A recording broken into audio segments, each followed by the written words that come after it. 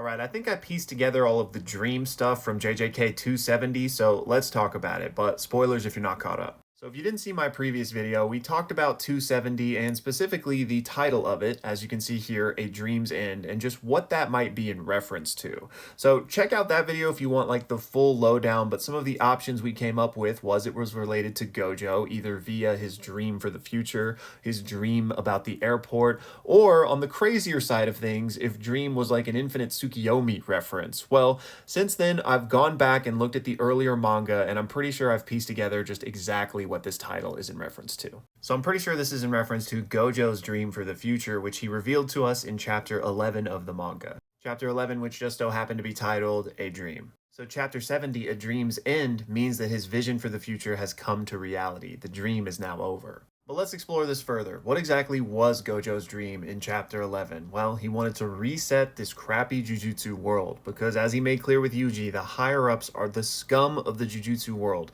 Selfish idiots, bloodline idiots, proud idiots, just plain idiots. Yes, he could just take them all out, but the people that would replace them would be just as bad, so that's why he's turned to education. Instead of violence, Gojo's dream was to foster strong and intelligent allies in order to set up the next generation to be even better than this one. So now chapter 270, in light of that, really makes sense, right? Because we are checking in with all of these next generation sorcerers and seeing that the paths they are on. Gojo was successful. He was able to raise up strong but also good people that are going to shape Jujutsu society moving forward. But it's not only his students in the younger generation, also the older generation that are in positions of power now are also better suited to help steer Jujutsu society, and we see this all throughout 270. First of all, Shoko being with Megami, helping to comfort him as he goes to visit his sister's grave. But not only Shoko, we also have Ijichi, who you gotta remember Gojo trusts more than anyone, and he is the one handing out missions to our main trio.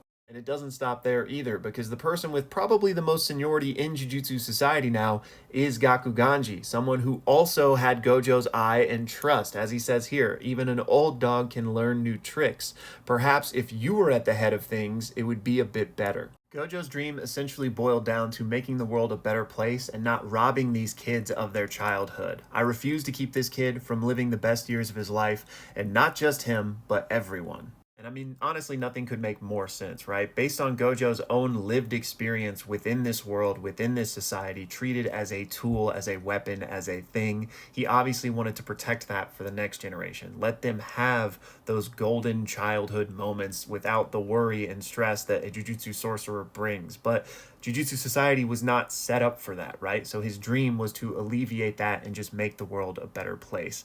Protect their childhoods, protect their youth. And as per the events of chapter 270, it seems as if Gojo succeeded. He chose well in fostering his allies and raising up the next generation. And we are literally getting glimpses of this through the different character POVs we see. Not the least of which is Gakuganji, who says, "No need to be hasty. You're all still so young.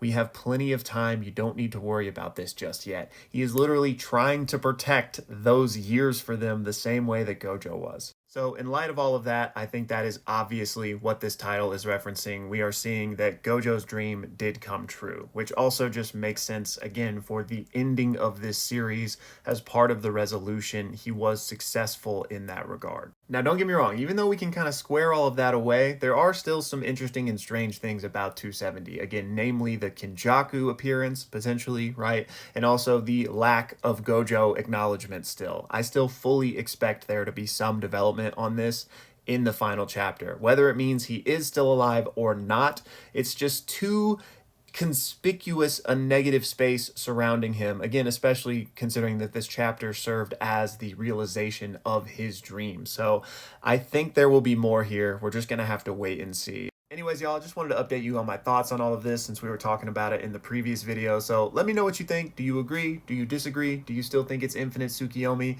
Hit me down below, and thank you so much for watching.